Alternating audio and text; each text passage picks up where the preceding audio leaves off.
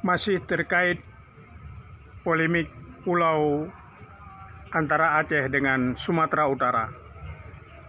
Apakah sebuah pulau bisa berpindah tempat hanya karena garis di atas peta digeser? Di meja birokrasi jawabannya sering ya. Tapi bagi masyarakat di lapangan, jawabannya selalu tidak. Polemik di perbatasan Aceh Singkil dan Tapanuli Tengah semakin riuh setelah Kepmendagri nomor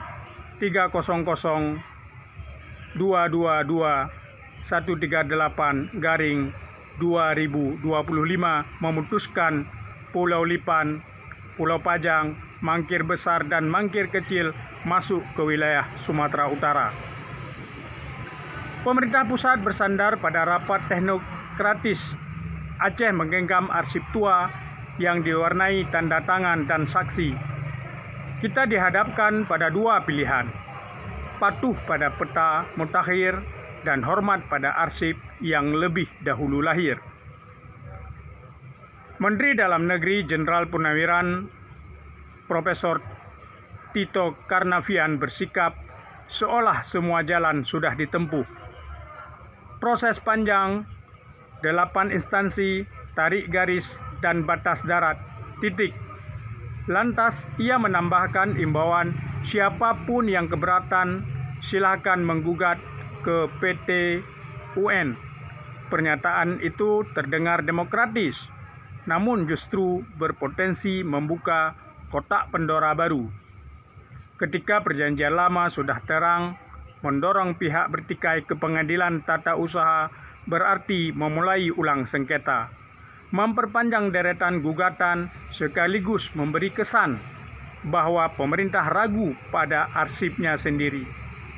Bukankah lebih arif mengembalikan perkara ini ke meja perjanjian 1992 dan payung hukum yang lebih tua, yaitu Undang-Undang Nomor 11 2006 dan Putusan MA 2013, ketimbang menumpuk sengketa baru di PT UN? So what?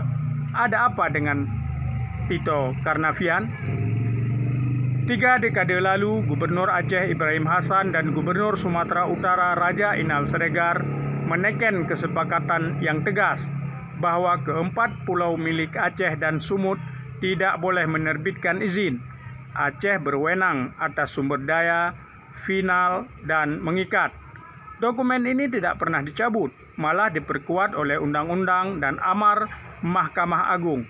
Itu sebabnya mendorong perkara ke PT UN terkesan seperti meminta hakim menimbang ulang sesuatu yang sudah ingkrah. Hasilnya adalah ketidakpastian, berkepanjangan dan potensi gaduh dalam pemerintah Prabowo yang justru membutuhkan stabilitas. Mengapa peta baru lahir? Narasi klasik, potensi ekonomi laut, investasi, politik simbolis, memperluas pengaruh, tetapi alasan ekonomi tak bisa menghapus jejak janji. Bobby bawa peta, lupa baca arsip, sindir sebagian tokoh Aceh, dan sindiran itu ada benarnya. Peta bisa berubah, tetapi akta kesepakatan seharusnya tetap menjadi pondasi. Negara semestinya menunjukkan contoh menghargai perjanjian yang ditandatangani pejabat tinggi di masa lalu. Jika Mendagri ingin meredam bara, ia cukup mengatakan kita kembali ke arsip 1992, Undang-Undang Nomor 11 2006 dan Putusan MA. Pemerintah pusat akan memfasilitasi pemulihan batas sesuai kesepakatan lama sambil mencari format kerjasama teknis lewat lintas provinsi. Selesai. Tak perlu mengiring semua pihak ke pengadilan yang hanya akan memanjang daftar sengketa birokrasi dan membuat ruang publik gaduh. 4 pulau ini memang kecil, tapi pelajarannya besar.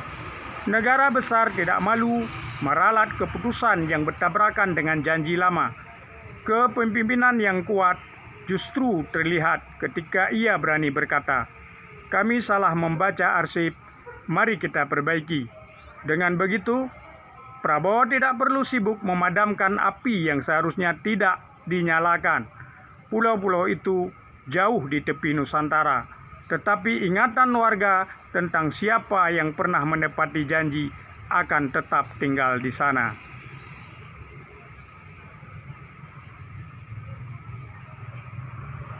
Empat pulau sengketa, Pulau Panjang, Lipan, Mangkir, Gadang, dan Mangkir Ketek menjadi simbol harga diri Aceh yang terusik.